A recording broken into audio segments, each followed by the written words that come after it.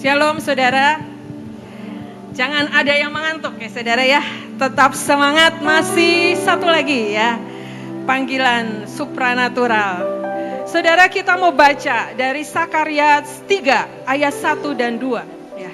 Sakaria 3 ayat 1 dan 2. Kemudian langsung yang ketiga ya.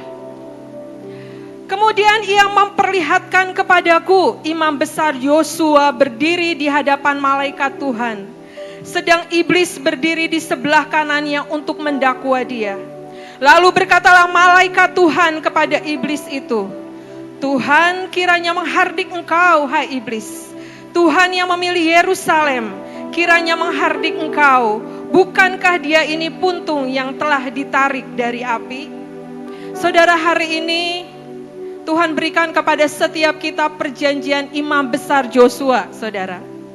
Saudara, saya dari awal, saudara, ayat Sakaria 3 ayat 1 dikatakan bahwa imam besar Yosua berdiri di hadapan malaikat dan di sebelah kanannya iblis mendakwa. Ya. Pada waktu itu, iblis mengingatkan setiap kesalahan, setiap dosa untuk supaya imam Yosua ini, saudara, sebagai imam besar tidak bisa membawa bangsa Israel masuk di dalam pendamaian ya, datang ke dalam tangan Tuhan ya.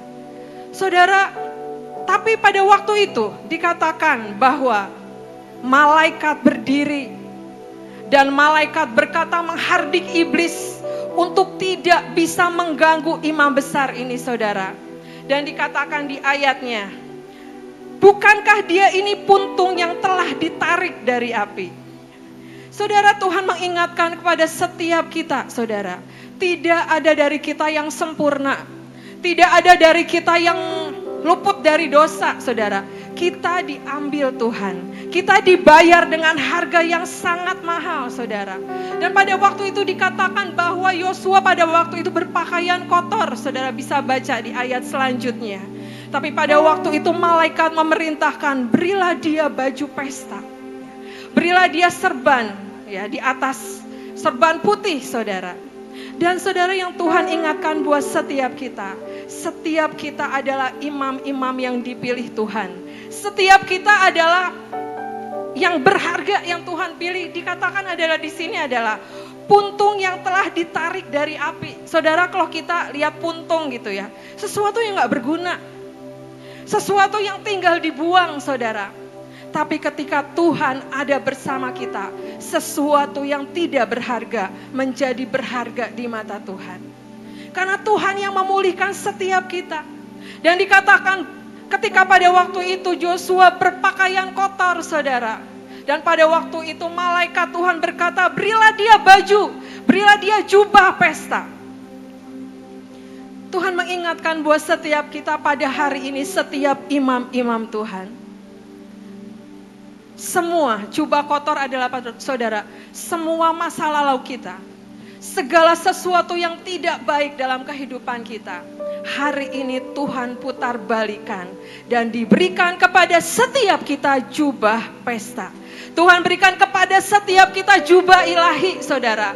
Dan saudara, ketika saya berdoa, Tuhan, jubah ilahi apa yang Engkau mau berikan kepada setiap imam-imammu. Tuhan mengingatkan, saudara, waktu Pak Daniel masih ada ya, saudara ya. Ketika beliau tidur, saudara, setiap malam, kalau saya bangun ya, saudara, beliau sedang berlutut berdoa. Ntar saya bangunin, Pak bangun gitu ya. Saya curiga, takut kakinya tuh kesemutan gitu loh, saudara ya. Karena saya pernah coba, ya kakinya kesemutan mati rasa gitu ya. Terus saya bangun lagi, saudara, berlutut lagi. Terus saya bangunin lagi, Pak bangun gitu ya. Nanti saya bangun lagi, saudara, dia berlutut lagi. Jadi dia tuh kalau berjaga-jaga ya, saudara ya, bukannya kalau kita kan gini, aduh kenapa ya mau ngapain atau gimana. Dia tuh selalu berlutut gitu. Pokoknya demikian, bangun, buka mata, gak bangun di tengah malam, langsung berlutut dan berdoa.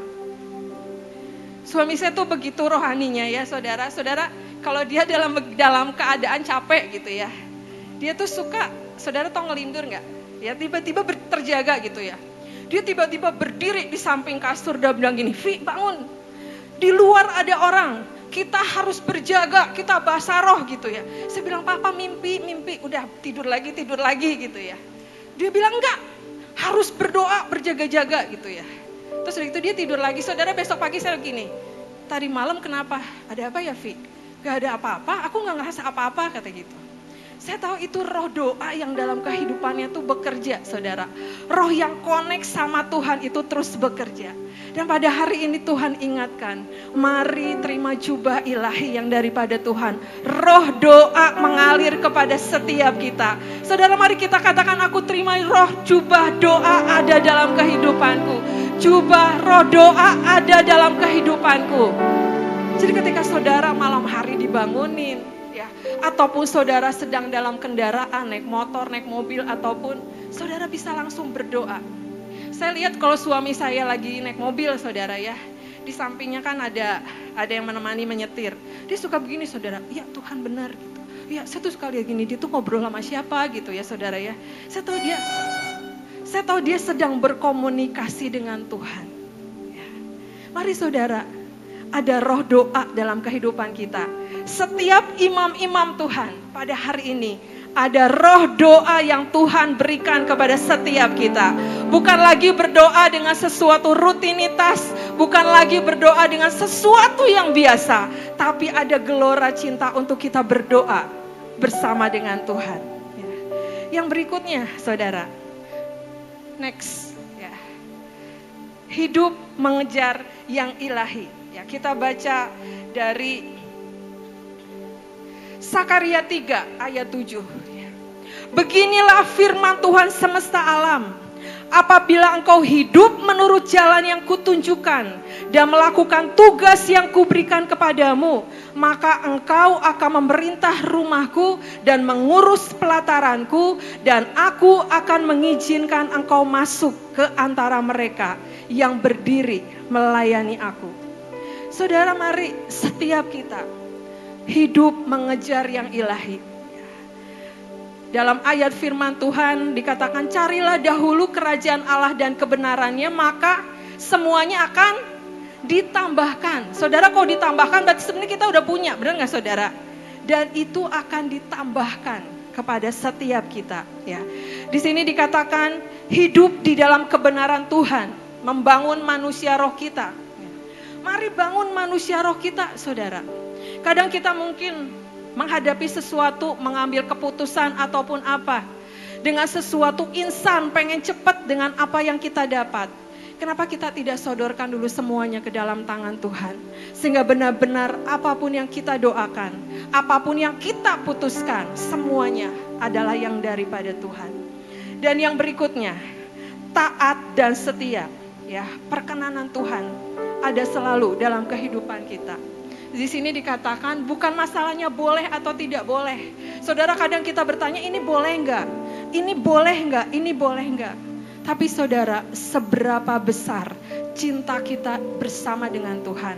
Cinta kita kepada Tuhan, saudara. Demikian kita punya cinta kepada Tuhan.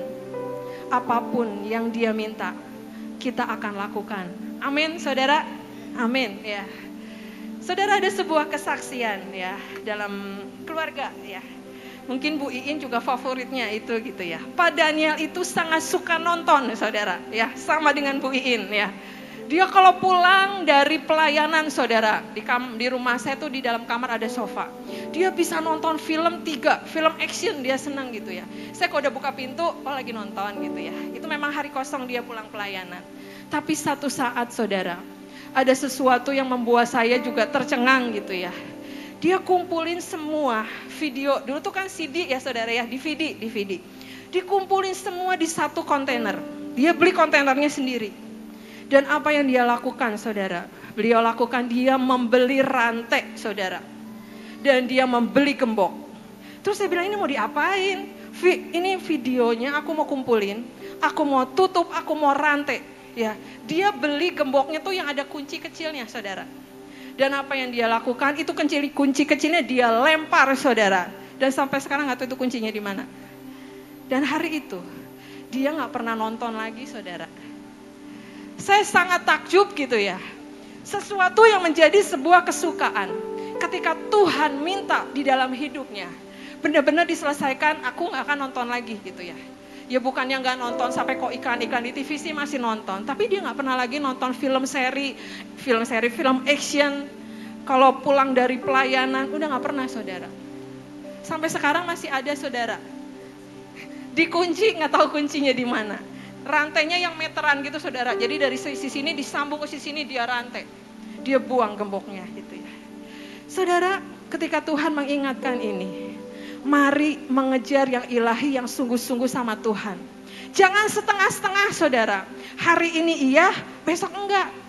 Nanti kalau lagi galau, lagi nggak enak hati, kita lakukan lagi gitu ya. Tapi mari mengejar yang ilahi sungguh-sungguh dalam sebuah kesetiaan, dalam sebuah ketepatan, dalam semua yang Tuhan mau. Ya. Yang berikutnya, Sakaria 3 ayat 9. Ya. Dikatakan, sebab sesungguhnya permata yang telah kuserahkan kepada Yosua, satu permata yang bermata 7, sesungguhnya aku akan mengukirkan ukiran di atasnya. Demikianlah firman Tuhan semesta alam, dan aku akan menghapus kesalahan negeri itu dalam 1 hari. Saudara, dikatakan satu permata yang bermata 7, saudara. Ketika saya baca dalam tafsiran firman Tuhan, satu permata bermata 7 itu adalah lambang dari Mesias, saudara. Dan dikatakan di sini di dalam Yosua 5 ayat 6. Ya. Wahyu 5 ayat 6. Maka aku melihat di tengah-tengah tahta dan keempat makhluk itu, dan di tengah-tengah tua-tua itu berdiri seekor anak domba seperti telah disembelih, bertanduk 7 dan bermata 7. Itulah ke-7 roh Allah yang diutus ke seluruh bumi. Ya, tadi Bu Iin baru saja membagikan ke-7 roh Allah. Biar 7 roh Allah ada dalam kehidupan kita. Di sini ditulis, saudara, ada roh Tuhan yang esa. Mendengar suara Tuhan. Kita punya roh hikmat. Kita punya roh pengertian, roh kepandaian. Kita punya roh nasihat. Kita punya roh keperkasaan. Di mana kita berjalan dalam ketepatan dan tidak kompromi dengan dunia. Roh pengenalan akan Tuhan. Roh takut akan Tuhan. Biar ini Tuhan mau ukir di dalam seluruh kehidupan kita. Mari saudara tangkap 7 roh Allah ada dalam kehidupan kita, memperlengkapi setiap imam Tuhan. Dan dikatakan, saudara, ya di sini bahwa dan aku akan menghapuskan kesalahan negeri ini dalam 1 hari saja. Ini adalah sesuatu yang besar, saudara. Sesuatu kemenangan yang besar. Kalau pada zaman dahulu, saudara, imam besar Yosua menghadap, tapi dia berpakaian kotor dan malaikat menggantikan menjadi pakaian pesta dan serban putih. Membawa persembahan untuk korban pendamaian. Dan saat ini, ya, Tuhan Yesus sudah rela memberikan dirinya, memberikan hidupnya untuk menebus saudara dan saya. Dan pendamaian itu sungguh-sungguh sangat sempurna, saudara. Dan dikatakan ya di dalam 2 Korintus 5 ayat 19 dan 20. Dikatakan, sebab Allah mendamaikan dunia dengan dirinya oleh Kristus, dengan tidak memperhitungkan pelanggaran. Ia telah mempercayakan berita pendamaian itu kepada kami. Tuhan Yesus sudah rela mati di kayu salib. Dia sebagai pendamai buat seluruh kehidupan kita. Dia mempersembahkan hidupnya membawa pendamaian buat setiap hidup kita. Dan imam-imam Tuhan pada saat ini dikatakan apa? Ia telah mempercayakan berita pendamaian itu kepada kami. Kepada setiap kita. Setiap kita imam-imam Tuhan. Mari dimanapun kita berada, bawa pendamaian. Kita ada di satu tempat di mana kita diutus, mari angkat tupak. Mari buat pendamaian di tempat itu. Dan ketika Tuhan katakan, nak buat pendamaian di tempat tinggi, buat pendamaian di mana, ayo lakukan. Karena Tuhan memilih setiap imam-imam untuk kita berdiri membawa pendamaian. Next berikutnya. Ya. Menjadi perantara memohon kepada Tuhan dengan merendahkan diri kita.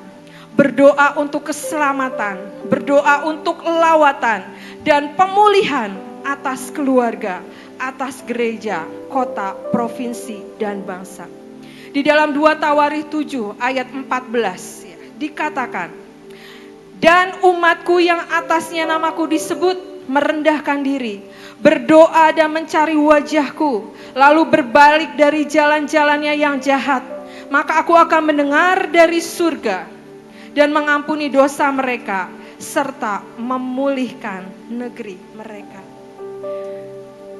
Mari setiap imam-imam Tuhan, dimanapun kita berada, kita merendahkan diri, membawa keluarga, membawa bangsa, membawa kota, membawa setiap tempat, dimanapun kita berada.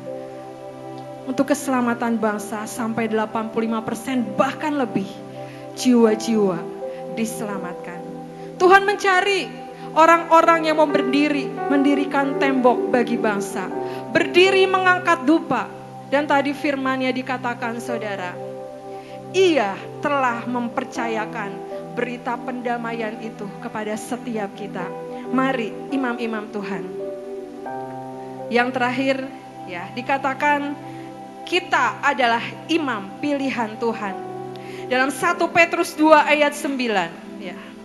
Namun kamu adalah bangsa yang terpilih, imamat yang rajani, bangsa yang kudus, umat kepunyaan Allah sendiri, supaya kamu dapat memberitakan kebaikannya yang telah memanggil kamu keluar dari kegelapan menuju kepada terangnya yang ajaib. Kita adalah bangsa yang terpilih, kita adalah imamat yang rajani. Mari setiap imam Tuhan hari ini kita bangkit, kita tidak tergoyahkan, kita tetap berdiri pada panggilan imam kita untuk kita membawa pendamaian dimanapun kita berada. Saudara, sebentar akan ada tarian. Biar tarian ini bukan sebuah tarian biasa, tapi tarian ini menceritakan bahwa kita dari yang bukan siapa-siapa, kita ditebus. Dan saudara, ada jaminan Tuhan buat setiap kita, ada perlindungan buat setiap kita. Dan yang terakhir, mari saudara nanti lagu How Great, kita bangkit berdiri bahwa setiap kita dipilih Tuhan. Bukan sesuatu yang, aku dipilih Tuhan. Tapi kita dipilih Tuhan adalah pilihan-pilihan, kita adalah orang-orang yang berharga di mata Tuhan.